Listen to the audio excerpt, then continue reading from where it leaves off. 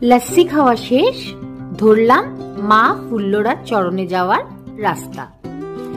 Kankalitala gate থেকে বেরিয়ে left সাইডের রোড ধরে চলে যাব লবপুর। সেখানেই আছে মা ফুল্লরার সতীপীঠ।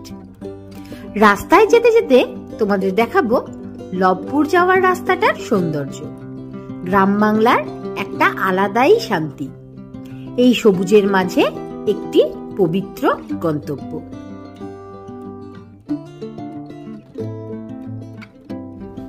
দাঁড়ালাম একটু ধান ক্ষেতের ধারে, শহরের ডাস্ট পলিউশন থেকে দূরে এই সবুজের মাঝে নিজেকে আর একবার হারিয়ে ফেলার চেষ্টা। যত দূর চোখ যায় শুধুই সবুজ ধান ক্ষেত, আবার তার মাঝে চড়ছে গরু, আর মাথার ওপর নীল আকাশ। মেঘের দল ভেসে বেড়াচ্ছে, যেন পেঁজা তুলির ছোঁয়ায় তৈরি আকাশ চিত্র। কোথাও আবার মেঘের মুখ গম্ভীর, কালো রূপ নিয়ে যেন আমাদের ভিজিয়ে দেওয়ার প্রতি ব্রত। দিনটা ছিল একটা বৃষ্টি ভেজা, একটা মেঘলা আকাশ, তাই রাস্তায় যাওয়ার মজাটাই অন্যরকম ছিল। কিছুক্ষণ পর পর নামছিল ঝুপঝাপ বৃষ্টি, আবার কিছুক্ষণ পর আকাশ পরিষ্কার। এসব কিছুর মাঝে একটা আওয়াজ শোনা গেল মনে মনে, তাড়াতাড়ি চল, মায়ের চরণে পৌঁছাতে হবে। কঙ্কালীতলা থেকে লবপুর যাওয়ার রাস্তার বেশিরভাগ জুড়েই দুদিকে সবুজ ধান ক্ষেত, আর মাঝখান দিয়ে দৌড়াচ্ছে একটা পথ। এই দৃশ্যটা মনে ভরে দেয় শান্তি আর গ্রামের একটা আলাদা মায়া। রাস্তা প্রায় শেষ, এই ব্রিজটা পেরোলেই চলে আসবো মা ফুল্লরা সতীপীঠে। মনের মধ্যে একটা আলাদা উত্তেজনা, একটা প্রাণের ডাক, মায়ের চরণে পৌঁছানোর আরো একটা কঠিন পথ পিছু রেখে। পৌঁছে গেছি মা ফুল্লরার গেটে। চলো এবার আস্তে আস্তে গাড়িটা গড়িয়ে প্রবেশ করি মন্দির প্রাঙ্গণে, এই শান্তির ঠিকানায়, এই ভক্তির আশ্রয়। প্রবেশ করছি মন্দিরে। সুজয়ের হাতে ফুলের ডালা, প্রণামের জন্য প্রস্তুত। কিন্তু মন্দির এখন বন্ধ, মায়ের ভোগের সময় হয়ে গেছে। একটু অপেক্ষা, একটু ধৈর্য, মায়ের ভোগ শেষ হলেই হবে দর্শন। মন্দির খুলবে 3টের সময়, এখন প্রায় 1 ঘন্টা সময় আমাদের হাতে। তোমাদের একটা ইম্পর্টেন্ট কথা বলে রাখি, যারা মা ফুল্লরার দর্শন করতে আসবে তারা চেষ্টা করো 2টোর আগে পৌঁছাতে বা 3টের পর, কারণ 2টো থেকে 3টে পর্যন্ত মন্দির বন্ধ থাকে মায়ের ভোগের জন্য।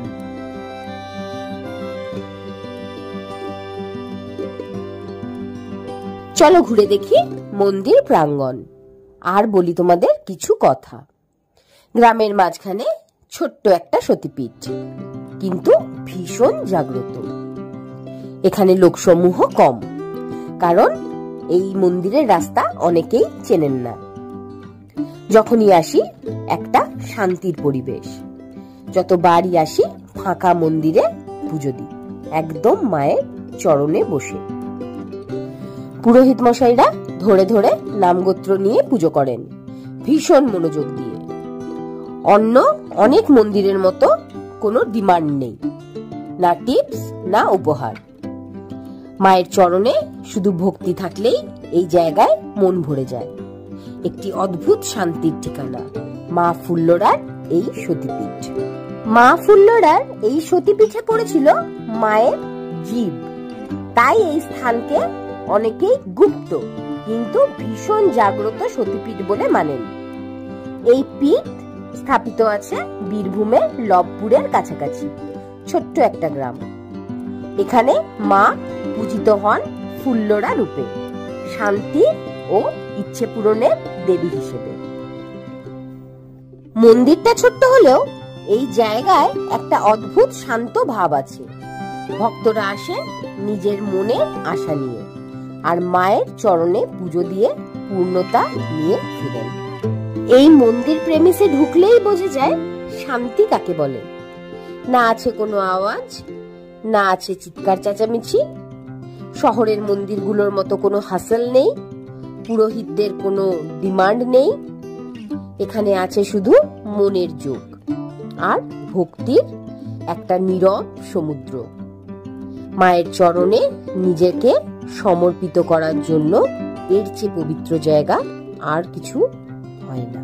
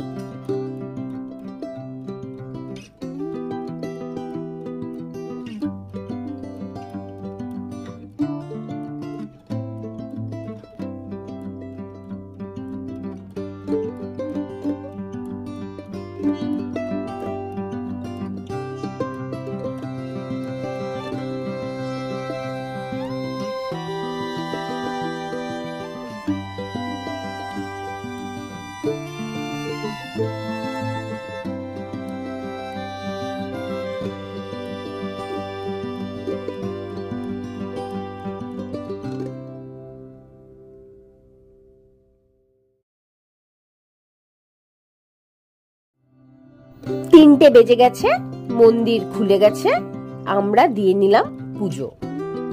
এসো এবার তোমাদেরকে মা ফুল্লরার দর্শন করাই। তোমরাও প্রাণ ভরে মাকে দর্শন করো আর নিজেদের মনস্কামনা মায়ের কাছে অর্পণ করো। পুজো শেষ, চলে এসেছি বাইরে। এবার আমরা ধরিয়ে নিচ্ছি ধূপকাঠি আর মোমবাতিগুলো। মন্দিরের ভেতরে ধূপকাঠি বা মোমবাতি অ্যালাউ নেই, তাই একটা জায়গা করা আছে, সেখানে ধূপকাঠি আর মোমবাতি জ্বালিয়ে মাকে দেখিয়ে তারপর সেই জায়গাটাতে রেখে দিতে হবে মায়ের নামে উদ্দেশ্য করে। নিয়ম মেনে আমরাও তাই করলাম। পুজো দিতে দিতে হয়ে গেল এক পশলা বৃষ্টি, ভিজে গেল রাস্তাঘাট, সোদা মাটির গন্ধে ভরে উঠল মন। সেই সবুজের মাঝখান দিয়ে ধরলাম শহরে ব্যস্ততম জীবনে ফেরার পথ। আজকের অফ ডেটা আমি আর সুজয় কাটাচ্ছিলাম একটা একান্ত শান্তিতে। মনের মধ্যে একটা কথা বারবার ঘুরছিল, প্রকৃতি মানুষকে কতটা কাছাকাছি এনে দিতে পারে। শহরের চাপ থেকে বাইরে এসে প্রকৃতির কাছে গিয়েই বোঝা যায় শান্তি কাকে বলে, ভক্তি কাকে বলে।